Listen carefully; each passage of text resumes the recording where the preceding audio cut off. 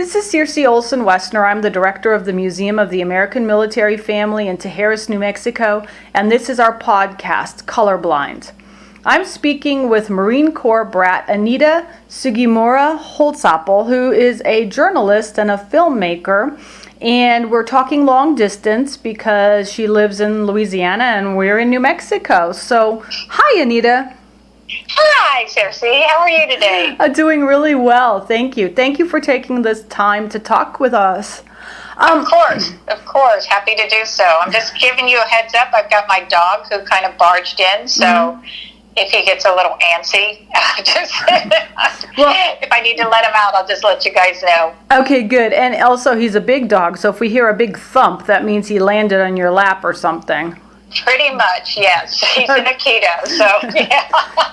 Well, okay, we'll be warned. So let's dive in and start talking.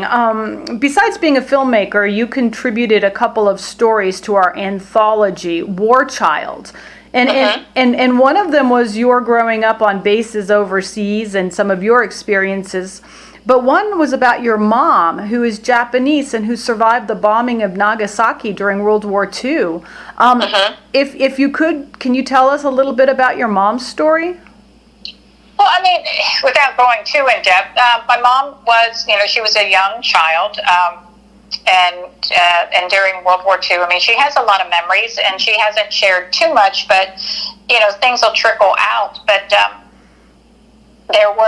she was one of seven. I think there's 7 children altogether. But they ended up having to go underground because of the constant fire bombings and et cetera, et cetera. I mean, it was war, war on their soil. And so they were living outside of the perimeter, and when the bomb dropped, Mom says she remembers the light, but they were, everybody was underground. My grandmother, my mom's mother, was subsequently died because of radiation poisoning. But my mom was actually orphaned post-war. Within a couple years, I think. So, it was a very, very difficult time, that my uncle did his best to keep everyone together. He was older. He was the only son. But it was a struggle. It was a struggle for them, for sure. And, the hardest thing was, the basic needs of survival, food, clothing, and shelter. And my mom, will tell me stories that, in the middle of the night, unfortunately they would, sneak out and rob pumpkins, from a neighbor's farm or whatever.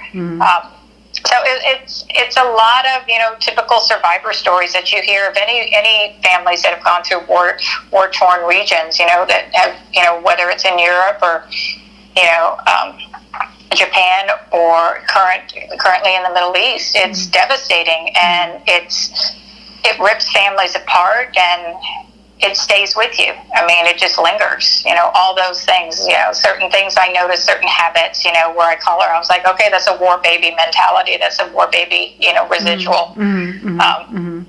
Certain things are important for her to keep, make sure they have the food in the pantry, and, just little things you start to notice as you get older, where, they're kind of quirky when you're a kid, but then you recognize the connection when you become an adult.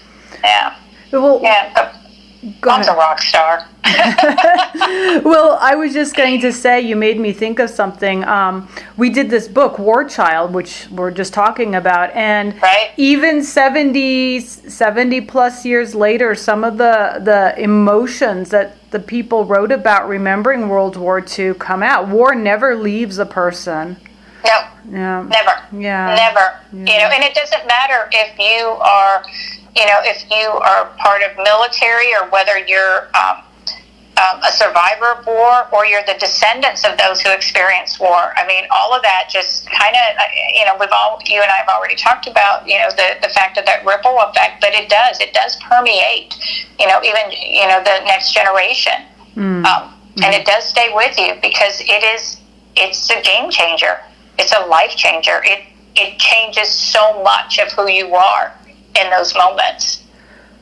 Yeah, there were some other stories talking about the intergenerational, the multi-generational impacts of war. Yeah. So your dad was a Marine. How did your parents meet? Was he stationed in Japan? He was. He was stationed. This was many years after the war. Many years. And my mom had already finished, high school, college, and et cetera, and they met. My mom had a previous, my father, my dad, who I speak of, is my stepdad, but, for all intents and purposes, he's my dad. He's, he's been my dad since I was 5, so he is my dad. And they met when Mom had returned to Japan. And quite honestly, I don't know all the dynamics of how they met. I don't know if they were set up on a date. I don't know. It's still kind of a mystery. So maybe it's something I should investigate, But they did meet, and Mom had gone back to spend time with her brother and sisters, and she was in Japan for a while, and then they met. And when my mom returned, he basically, when he came back stateside, he found her and courted her, and they eventually got married. Yeah.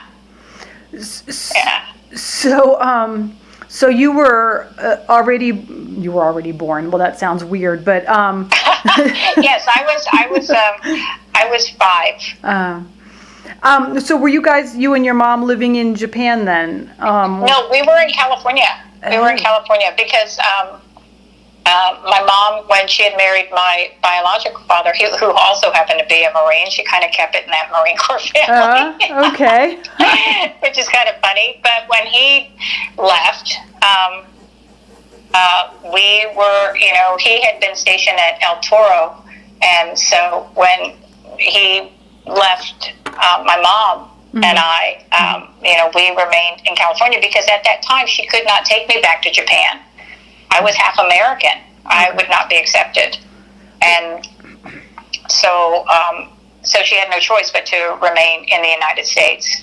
So she worked very, very hard. She took her English classes and studied for her citizenship and, all her driver's license and everything. Yeah. Yeah.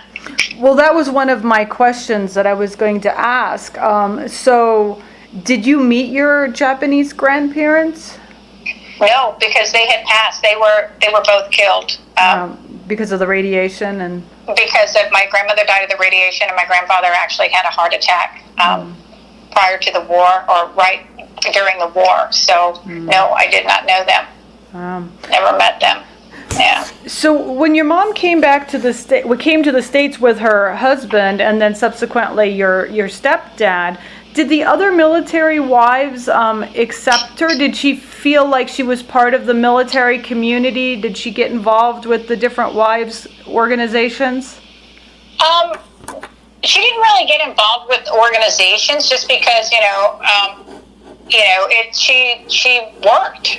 My mom always worked. She normally would work at the PX, like a lot of military wives, and especially, and at that time there were so many Asian wives. A lot of GIs came back with Japanese wives, and so it was commonplace that you would have, and especially on base. I mean, everybody, depending on the base, but we spent so much time overseas, on the Pacific, that, all of us were Hoppus. We were all, half Japanese, half Filipino, half Korean, whatever. We were always half of something. It's just kind of funny, when you think about it. I think, you don't really think about it too often. They're just my friends, but then you realize, okay, we're all Hoppus out here. I've never heard that term. It's a Hawaiian term, but we kind of embrace it, because, especially with the Asian community, it's, we're half white, half Asian. So we're half, like the Hawaiians half Haole, half Hawaiian, Yeah. So are you close to your step-grandparents? To your stepfather's parents, your other grandparents? not at all. I didn't know his father. I don't think he had much of a relationship with his father. And his mom, she was always very sweet to me. She's an old Southern lady. She was an old Southern lady from Alabama, Northern Alabama, and she was always very embracing to my mom and I. And, she used to tease my mom. She's like, "You're so dark." And, but she was lovely. I mean, just always full of grace and kindness. And I will always cherish that, attitude that she presented to us, and that there was never a moment of hesitation of accepting us, never. And I will, even as a child, I noticed that about her, and it was lovely, and it still stays with me, of her kindness. So, switching gears, so you mentioned that you lived overseas a lot. Where all did you live as a brat? And did you have... Mostly on Guam, I mean, we were, Japan, but predominantly Guam. And we were there for quite some time. NAS Guam, baby, again, yeah. And to this day, it's probably my favorite, place that we lived. Because we were on Guam for so long. We were very fortunate, and that was during the Vietnam War, so it was kind of gnarly, to say the least. But I just love that base. I'm still in touch with a lot of my brat friends that we lived together on the base. We still are in touch. We have our own little Facebook group page, and we still try to see each other when we can. And wow. Yeah, it's pretty amazing when you think about it, Well, your enthusiasm about Guam preempted my question. I was going to ask, did you have a favorite one? And obviously Guam. What was your least favorite base, if you have one, and why? Least favorite was probably Camp Lejeune. Ah. Yeah, I think it's a lot of people's least favorite. I just remember, it was like... I just didn't care for it. I was young. I mean, I was very young, but it was just, I just didn't like it there. I just remember I didn't like it there. Wasn't very friendly out there because I went to school off base. And I just remember it wasn't very welcoming for kids like me, shall we say. Wasn't easy. And then when we went to Laurel Bay, which was NAS Beaufort, I went to a DOD school, so that was easy because, we were all on base, and it was just kind of like this safety zone. So I didn't face any kind of, I don't know. I don't know if you want to call it racism or just, I don't know. Okay. Ignorance. I can't say at that point. I was too young, but I just remember that I was really uncomfortable. Yeah, you just didn't feel like you fit. No, and they made me feel like I didn't fit. They didn't know what to do with me. I remember that very distinctly. They, instead of seating me in the classroom, because I didn't look like everybody else, it was obvious, and so they put me in the back. I remember that. I remember that. They just put me in the back of the classroom and had very little interaction with me. Wow. Yeah. And for a kid, all you want to do is make friends and play, and that didn't happen there. So actually, in an article you wrote not too long ago, you wrote, my mother and combat veteran father faced obstacles of survival, overt racism, prejudices, and they fought to carve out a life for themselves. Yes. So what did you mean by that? Well, I just, it's, when you live on a military base, it's easier to kind of assimilate because there's so many of us that look like each other. And it's kind of a safe place, a safety zone. But with my dad's family in northern Alabama, his sisters and in-laws, they weren't welcoming, and that's hard. And but my dad, he would always stick up for us, and he was always our protector. Mm-hmm. And I'm sorry, I get a little emotional about this because it still affects me so deeply. People can be cruel. People can be cruel, and that some people do it with pleasure, which is astounding to me. And so, you're faced with situations that are unexpected, and you try to deal with them. And I didn't realize how much my dad protected us until he passed. And I didn't realize how much of this barrier he kept around us, especially around my mom. And because, even currently, they were able to, like when we're in California, I know I digress and I kind of am all over the place, but, California, again, was pretty easy because, it's so eclectic. So when we were stationed in San Diego, that was very, very, it's an easy way to assimilate into society there. And I went to a public school in San Diego, so it's no big deal. But then the military transferred my dad to Louisiana, and that was a whole nother ballgame. It really was. It's tough. It was tough. So, I know that you live in rural Louisiana now with your mom. Yeah. Are you near the base where you were stationed, or are you far? No, there's no base in this area. The nearest base is New Orleans. And then there's an Army base, I think up in Fort Polk is the Army base, but that's still 3 hours away, I think. So, yeah. So why? So, yeah, no real access. So why did your family end up there? Did they have friends that lived there and they just all?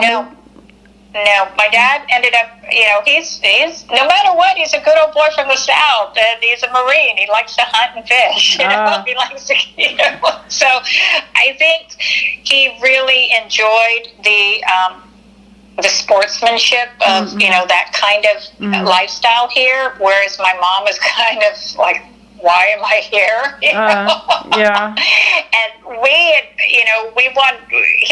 Mom was hoping that he could transfer back to San Diego. But he didn't, and he was offered the transfer up to DC, and my dad was like, not no, but hell no.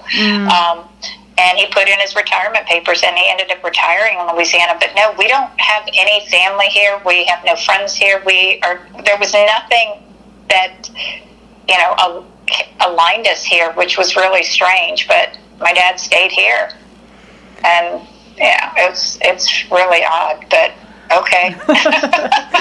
Well, but you know what they say, home is where the military plants us, so. Yeah. Absolutely. Well, they planted him here, but he could certainly have uprooted post-military, but he didn't. And I knew he hated California with a passion. Like I said, he's, no matter what, he's a Southern boy, and I think this felt comfortable for him. Whereas I'm, Mom's from Japan and I'm from California.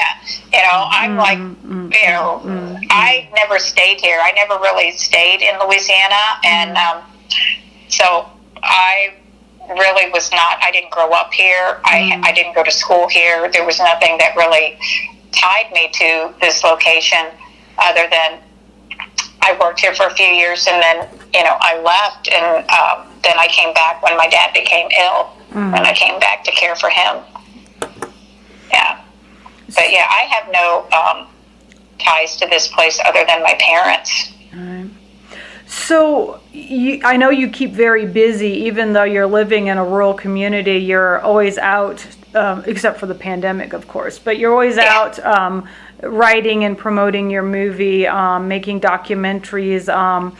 You've been attending conferences. You've been representing people in conferences and summits. You've been involved in think tanks, and a lot of them are focusing on rural women's issues and highlighting diversity in rural communities. So tell me a little bit about some of your focuses there. I was actually, it's interesting how that came about, because being a filmmaker, and I call myself the angry Asian these days, because I ended up having certain issues that I found very disturbing within the film community in Louisiana, and the exclusion that I was noticing, or the inclusion based on basically being a token for funding. And I became really angry. And the Center for Asian American Media, which is known as CAM out of San Francisco, they created an opportunity because they wanted to expand the diversity of voices in the southern states. And they created a summit in North Carolina. A couple years ago. It was called Beyond Borders, and they had reached out to me and invited me to attend, and I was like, absolutely, I'm all over this. And the premise was to bring a collection of voices, predominantly Asian and underrepresented minorities, from the southern regions, as filmmakers to dialogue. And from that, we had a couple more of those kind of meetings. And then earlier, late last year, CAM contacted me and asked me if I'd be interested in representing the Asian voice at the Rural Women's Summit put on by the National Assembly, which is based out of Knoxville. And I'm like, I'm not really that familiar with them. So I did some research, and I was like, wow, this is really interesting, because it's an organization representing the rural voices across America, not just the South, but literally across America. And I thought, this is powerful. And I said, absolutely, yes, I want to be a participant. I want to go. And so they flew me out there, and I was so astounded by how powerful this meeting was. It was a 2.5-day summit, and this was focused on women, and a lot of the women issues and a lot of women representation. So you had, the binary representation, black, white, but then you had the indigenous communities, you had migrant communities, you had veterans there. But I noticed I was one of maybe 2 Asians. I was like, okay, well, this is a problem. So CAM asked me to write an article, and then the National Assembly got a whole, we sent it to them, and they published it, and they ended up doing another interview with me, specifically about some of these issues that are taking place for the Asian community in rural America. It's just predominantly rural South, and so I've become very, very involved in that and very vocal. Because I think it is important, because we are left out of a lot of conversation.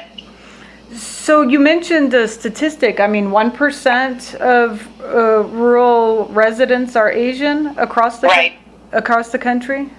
Yes. So what? Very, very small. So what else? What was some other interesting takeaways that you got from those conferences? Well, I think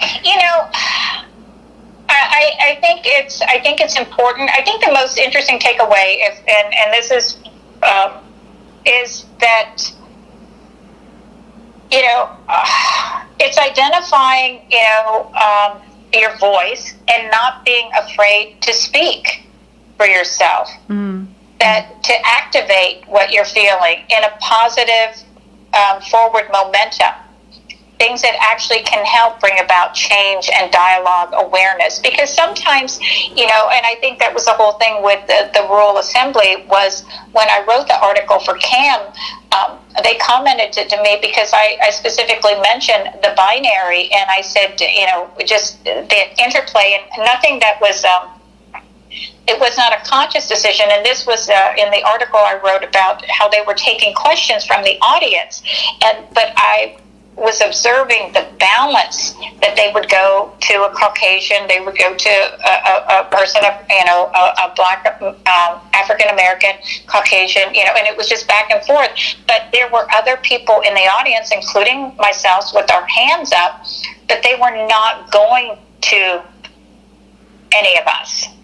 None of us were acknowledged. And I don't think it was something that they were thinking about. They just was trying to make it fair and keep everything balanced. But we tend to throw that balance off because it's outside of the binary norm. And so and when I brought that to the attention of the Rural Assembly, that's why they wanted to do the interview, because they said we hadn't realized that, we hadn't thought about that. And it wasn't anything I was angry about or miffed about, but it was something that I noticed, and people in the brown spectrum like myself would notice, but maybe others would not. They would not even think about it. But and by taking that moment and acknowledging this is what took place, not in a negative way, but just a, hey, FYI, we're here too, it opened up that dialogue with them. And so they've really embraced, widening the inclusion and understanding of all, persons of color and that spectrum, and making sure people have representation of that awareness and understanding, and bringing that to the table. And I that's a great step forward. It really is. Well, and it sounds like, because my next thought was, we're in this pandemic now, and in addition to this pandemic, there is a large national discussion about racism, how we should be moving on as a nation, and so it sounds like what happened in CAM is just a snippet of what is happening across the country right now. Yes. So with the pandemic and these larger discussions, and the economy is uncertain, what are you seeing in your part of the world? Well, this part of the world it's kind of a weird little part of the world. I mean, this is a very insular environment here where I am. Mm-hmm. So if you're not from here and you don't look like people from here, it's a lot harder to become integrated into the community. I mean, my parents have lived here for 30 years, and my mom, she has no one. She has no one. And, she's been verbally accosted, because, I'm sorry, she's Japanese. Hello. So what I'm seeing here is, I think people are kind of digging in their heels, and which is a little disappointing, because I think with this pandemic and the wider dialogue, I think it's really important that we listen to each other. That there's less, posturing and more listening, and recognizing that we all don't walk the same path in the same set of shoes. And, each person has their own lens, but it is important, if we want to move forward, then it's crucial at this time to really recognize that, it's okay to have a different perspective and understand and acknowledge each other's perspectives, instead of berating and accosting. I am very concerned when I watch the news, and I see a lot of different things take place, and I've had my own issues in the past couple weeks with individuals who refuse to see, something from another's perspective, and it was hurtful. It was enormously hurtful, because all it does is have people lessen that ego and take a moment, take a step back, and let's say, okay, let's talk. I do think in this area, because of the pandemic, and my mom's over 80, and so I minimize any time for her to go out. So, right. And I don't get it as much because they can't figure out what I am. I get that a lot. What are you? I was like, okay, what? thank you. That's an odd question. You're like, you're not from here. No, I'm not. So we don't spend a lot of time out and about. I'll do the marketing or whatever, but so I don't see a lot, but I hear a lot, in just watching people in the markets and and just the local news and the attitude. But I tend to see that there's a huge division, which is sad. It really is. It's sad. Yeah. I was listening to the Dalai Lama the other day. He did a live stream. He did a live stream on Facebook, and he was saying it shouldn't be us and them. Exactly. It should be one, all one. We all live. We're all born the same way. We all die the same way, and in the middle, we should all be just one in this planet. Yes. Yeah. Hey. Yeah. Go ahead. I agree. No, I agree, and I think people just get so reactionary, and defensive, and I think that's human nature. I think it's human nature to just, that gut reaction. Well, you can't do this to me, or this, and this, and that's why I put such emphasis on take a step back. Let's start listening to each other. Let's listen. Let's have effective listening skills. Right. Not reactive listening, but effective listening. And let's bring everybody to the table. That's what needs to happen. I would love to see communities, build coalitions that we do have these grassroots table discussions and have representation from who makes up the sectors of that community. Whether it's black, white, Vietnamese, Korean, Latino, Middle Eastern, it doesn't matter, but let's bring all our voices together so we can talk to each other. But until that happens, we're going to be stuck and completely, people are going to continually to entrench themselves in the us-them mentality, which is helpful to no one. What does your mom think about all this going on? She's disgusted. Well,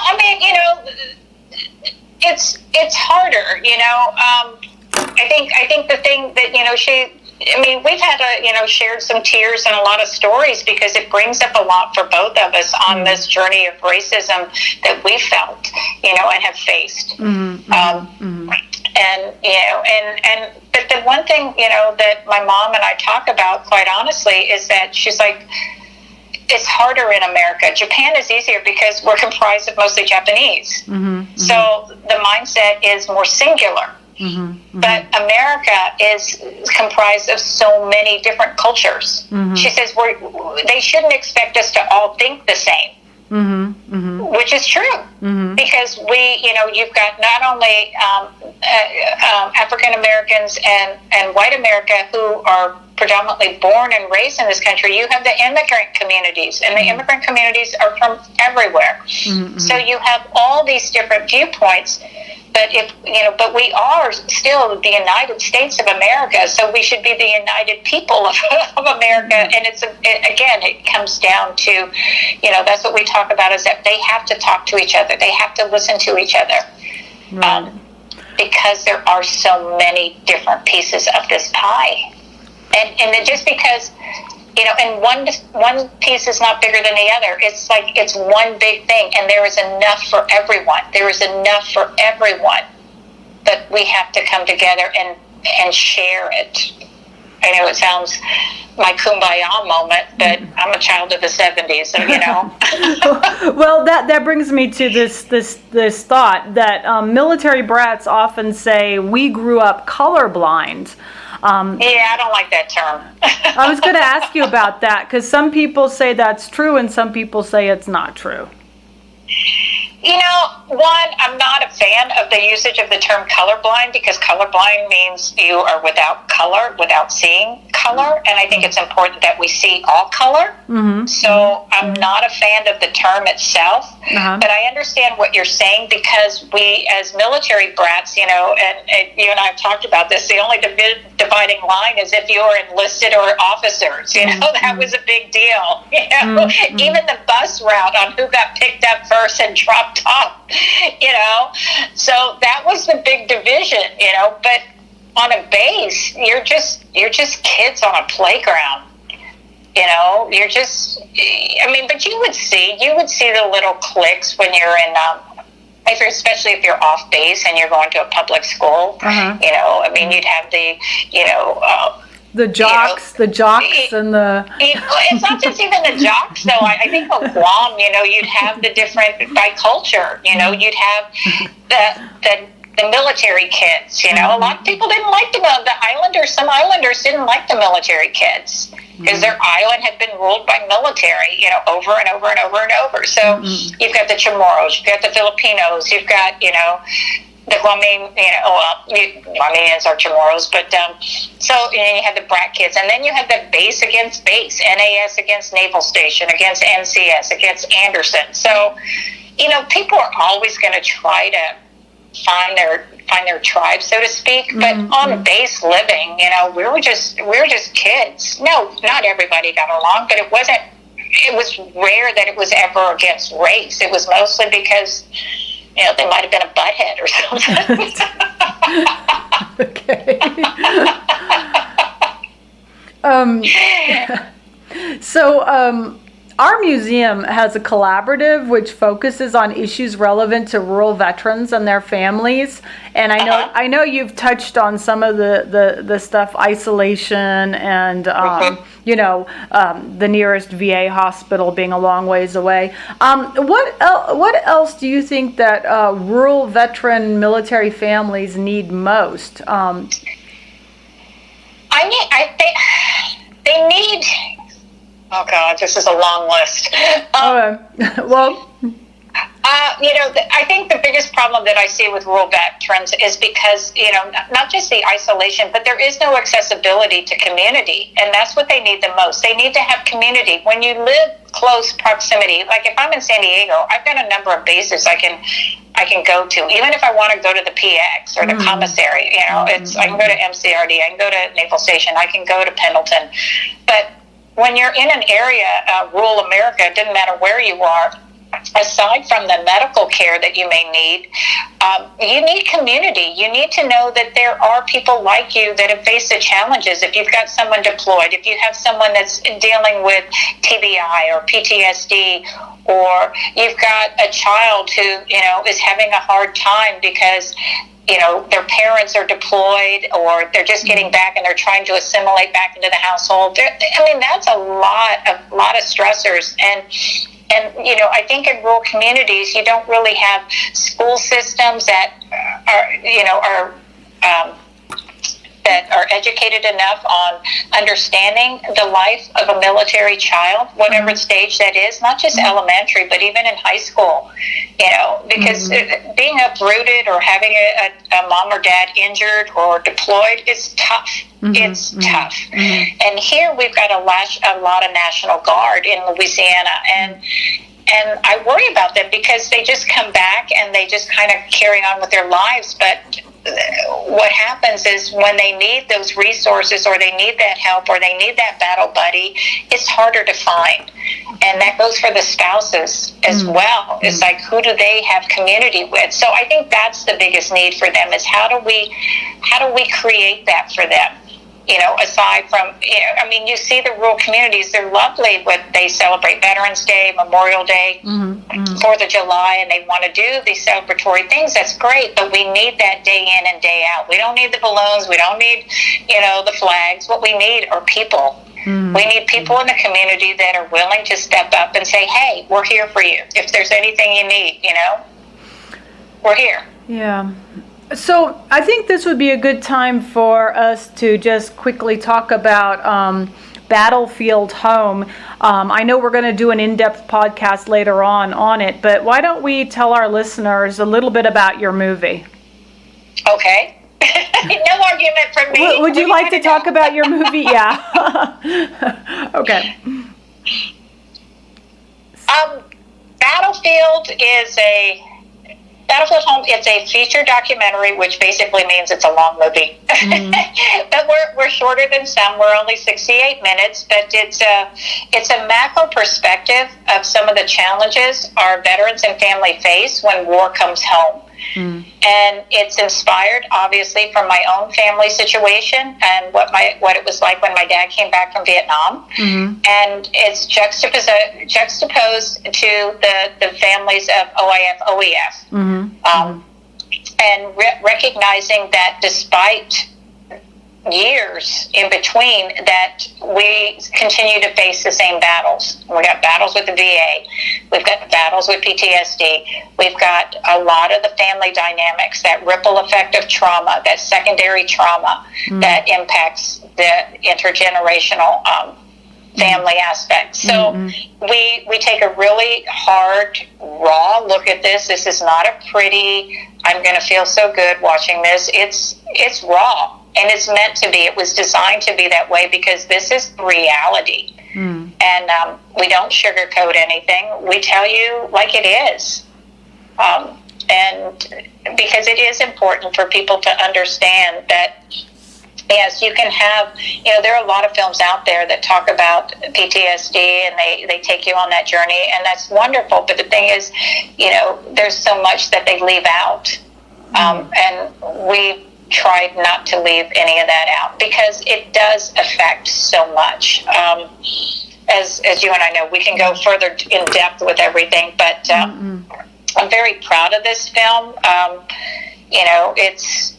It's not $1 million movie. It was made with everything that I could scrape together on my own. I paid for it myself. So, but we've screened around the country. We've done a lot of, we've been invited to a lot of platforms like the University of California Neurotrauma Conference in San Jose. We've screened for UCLA with their Friends of Semel and Neuroscience and Neuroscience and Behavioral Health platform. We screened for USC, screened in Arkansas. So anyway, we screened a lot of places, which because we're providing insight that maybe most civilians are unaware of what the families do go through and how impactful this situation is and can be. We were honored with the SAMHSA, which is from the Department of Health and Human Services. We were honored as Best Documentary in 2018 because of our focus on PTSD and mental health. So very, very, very proud of that. Yeah, well, that's like an Oscar to me. Well, I was going to say, I knew you had been nominated for some awards and won some.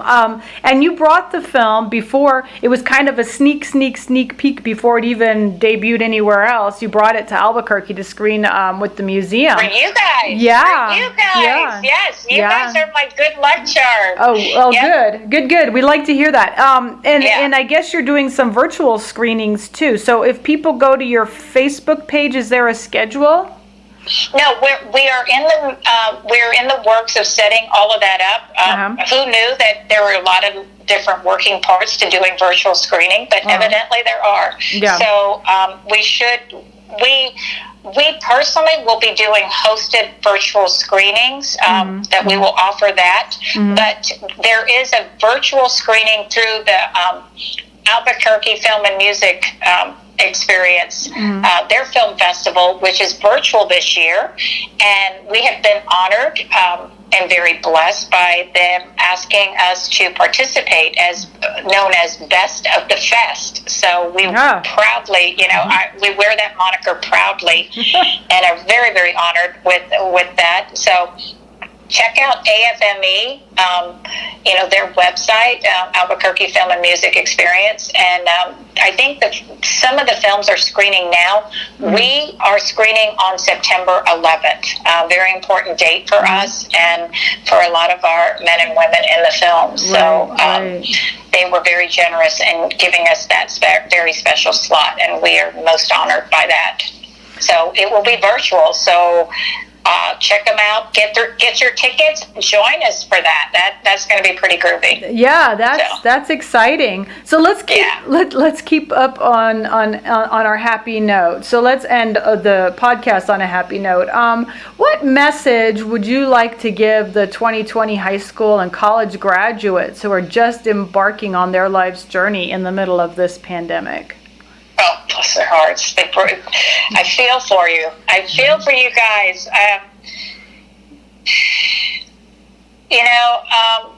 If I could tell them anything is don't listen to the rhetoric. Mm-hmm. Speak your truth, feel your truth, and be your truth. Because that'll get you far. That's a really good thought. A good ending to this podcast. We had a good conversation. Lots of things to think about, and I definitely appreciate having spoken with you. Thank you. Yeah, it's been about an hour, so we need to wrap it up. So once again, this has been Circe Olson, Woessner, me, and I've been speaking with Anita Sugimura Holsapple, and I wanted to just say thanks again for this thoughtful conversation. Oh, thank you so much, Circe. Thank you for this opportunity. Always a pleasure. Always a pleasure. Thank you. Our podcasts are supported in part by New Mexico Arts, the New Mexico Humanities Council, Sandia Area Credit Union, and several military Brats organizations. And so thank you once again, listeners, for tuning in today.